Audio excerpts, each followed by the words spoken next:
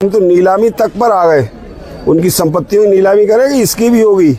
नवाबगंज की भी चीनी मिल को छोड़ेंगे नहीं, इसको भी इसकी खाल उतार के इससे पैसा ले लेंगे।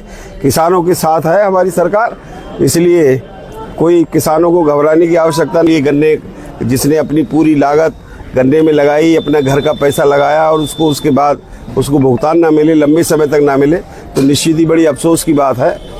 कारखानों को लगाने में हमारी सरकार की रुचि है, कारखानों को बंद करने में नहीं। परंतु एक ये मजबूरी बन गई है, जब किसी भी हर प्रकार का फार्मूला लगाने के बाद भी मिल प्रबंधन गन्ने का भुगतान करने के लिए तैयार नहीं है, दोनों जगह का मिल प्रबंधन, तो उनके खिलाफ कार्रवाई करने की भी हमारी सरकार ने कार्रवाई करने का पूरा मन बना लिया। जब तक गन्ने का भुगतान नहीं होता तब तक हम अपने किसान भाइयों से आग्रह निवेदन करते हैं, इन चीनी मिलों को गन्ना नहीं देंगे। सांसद जी, क्षेत्र पंचायत की बैठक में आना हुआ, किन मुद्दों को लेकर चर्चा हुई और क्या विकास की रूपरेखा तैयार की गई नवाबगंज? पहले तो आपके सभी चैनल्स को बहुत बहुत बधाई है, धन्यवाद है आपका। आज नवाबगंज क्षेत्र पंचायत की बैठक हुई है और बैठक के एजेंडे में जो विषय थे उन सारे बिंदुओं पे बड़ी विस्तार से वार्ता हुई है और कृषि, सहकारिता और चिकित्सा, ऐसे आदि बहुत सारे विभागीय विषयों पे वार्ता हुई है। क्षेत्र पंचायत की इस मीटिंग में सभी जनप्रतिनिधि और बीडीसी सदस्य और प्रधान लोग थे और सबने उसमें बड़ी मुखरता के साथ में अपनी अपनी बात रखी है। तो मैं सभी प्रधान लोगों को, बीडीसी सदस्यों को, सबको बधाई देता हूं। हमारे प्रमुख जी माननीय विधायक जी भी मेरे साथ थे और इन्होंने भी बहुत सारे तरीके के सुझाव लोगों के सुने और अपने सुझाव भी क्षेत्र के विकास के लिए क्या क्या और हो सकता है उन सुझावों को दिया। क्षेत्र पंचायत की मीटिंग में बहुत सारे लोगों ने, अब चूँकि पंचायतों का त्रिस्तरीय चुनाव फिर से नज़दीक है तो उसके हिसाब से और विकास को और गति दी जाए। कुछ और छोटे छोटे काम हैं विकास से संबंधित, कहीं खरंजा है, कहीं पुलियाँ हैं, उनके बारे में बातचीत किया है। और भारत सरकार की, प्रदेश सरकार की बहुत सारी योजनाओं के बारे में कितनी धरातल पर उतनी है, कितनों में और अभी काम बाकी है, ऐसा उसकी भी समीक्षा हुई। और साथ ही कल देश के लोकप्रिय नेता, देश के प्रधानमंत्री माननीय नरेंद्र मोदी जी का जन्मदिन है, तो उस जन्मदिन पर सेवा पखवाड़ा मनाया जाना है। सेवा पखवाड़ा ये 17 सितंबर से लेकर 2 अक्टूबर गांधी जयंती, शास्त्री जी की जयंती तक मनाया जाएगा। 15 दिन में बहुत सारी पार्टी के कार्यक्रम, योजनाएं और क्षेत्र में, ब्लॉक में कहां पर कैसे उन कार्यक्रमों को मनाएंगे उसके बारे में भी चर्चा हुई। तो मैं देश के प्रधानमंत्री को आज के इस कार्यक्रम में, आपकी इस बैठक के माध्यम से भी उनके जन्मदिन पर उनको बहुत बहुत बधाई।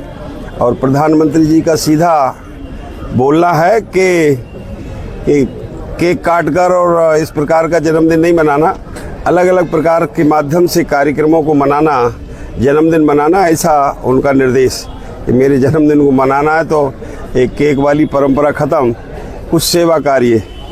कल हमारा रक्तदान का कार्यक्रम हमारी पार्टी के कार्यकर्ताओं के द्वारा होगा।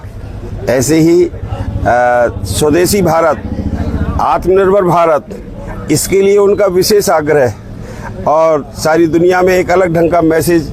आज कल जो होने वाला जन्मदिन है माननीय मोदी जी का, उससे सारी दुनिया को एक अलग ढंग का संदेश जाएगा।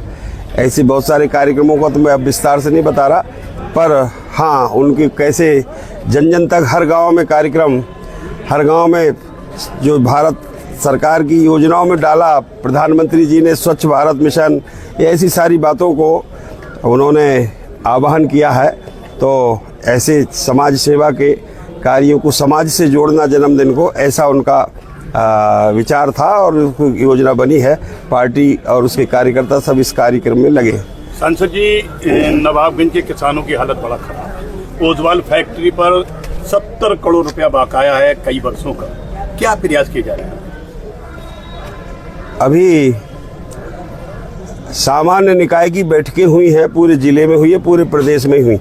गन्ना से जुड़े हुए किसानों का जो उनके प्रतिनिधि हैं, गांव-गांव डेलीगेट्स हैं, उनके साथ में हमारे सब बोर्ड की मीटिंग हुई है। और बहेड़ी के बारे में और नवाबगंज के बारे में मैं भी हर जगह पर मीटिंग में गया हूँ, नवाबगंज को छोड़कर बाकी सभी मीटिंग में होके आया हूँ। भोजीपुरा की मीटिंग में भी मैं गया था, मीरगंज में भी रहा था, बहेड़ी में भी रहा था, बरेली में भी रहा था। उन सारी मीटिंग्स में मैंने एक ही बात कि जब तक गन्ने का भुगतान नहीं होता तब तक हम अपने किसान भाइयों से आग्रह निवेदन करते हैं, इन चीनी मिलों को गन्ना नहीं देंगे। और सुरक्षण में यहाँ पर जितने सेंटर्स लगते हैं उनको सेंटर्स की व्यवस्था कर ले, सरकार व्यवस्था करे। इन फैक्ट्री को किसी भी हालत में किसान गन्ना देने को तैयार नहीं है, हम उनके साथ हैं। सर, विकास की बात आती थी, कहते थे डबल इंजन की सरकार। अब यहाँ तो हमारी विधानसभा में डबल इंजन की सरकार के अलावा सारे इंजन भाजपा के जुड़े हुए हैं। तो आपकी तरफ से किस तरह की एक नवाबगंज के लोगों को ऐसा तोहफा देने जा रहे हैं, तो एक बड़ी सौगात आपकी तरफ से, जिसकी लोगों को उम्मीद भी ना हो, ऐसा कुछ देने की योजना अगर आपकी है तो बताएं। हमारी सरकार के जो भी कार्यक्रम है वो सब सौगात ही सौगात, और उनके बारे में चर्चा करना तो एक बहुत लंबा विषय है। और इसलिए जो आपने अभी जो गन्ने वाला विषय रखा है, एक बड़ी बात है किसानों के लिए। गन्ने जिसने अपनी पूरी लागत गन्ने में लगाई, अपना घर का पैसा लगाया और उसको उसके बाद उसको भुगतान ना मिले, लंबे समय तक ना मिले, तो निश्चित ही बड़ी अफसोस की बात है। हमारा जो सोचना है, कारखानों को लगाने में हमारी सरकार की रुचि है, कारखानों को बंद करने में नहीं। परंतु एक ये मजबूरी बन गई है, जब किसी भी हर प्रकार का फार्मूला लगाने के बाद भी मिल प्रबंधन गन्ने का भुगतान करने के लिए तैयार नहीं है, दोनों जगह का मिल प्रबंधन, तो उनके खिलाफ कार्रवाई करने की भी हमारी सरकार ने कार्रवाई करने का पूरा मन बना लिया। उनकी संपत्तियों की नीलामी का भी कार्यक्रम शुरू हो गया है। आज 15 तारीख 15 तारीख की बहेड़ी की चीनी मिल की ज़मीन की नीलामी का कार्यक्रम, कल मैं पूछ नहीं पाया हूँ क्या हुआ है उसमें कितने लोगों ने बोली लगाई। हम तो नीलामी तक पर आ गए, उनकी संपत्तियों की नीलामी करेंगे, इसकी भी होगी। नवाबगंज की भी चीनी मिल को छोड़ेंगे नहीं, इसको भी इसकी खाल उतार के इससे पैसा ले लेंगे।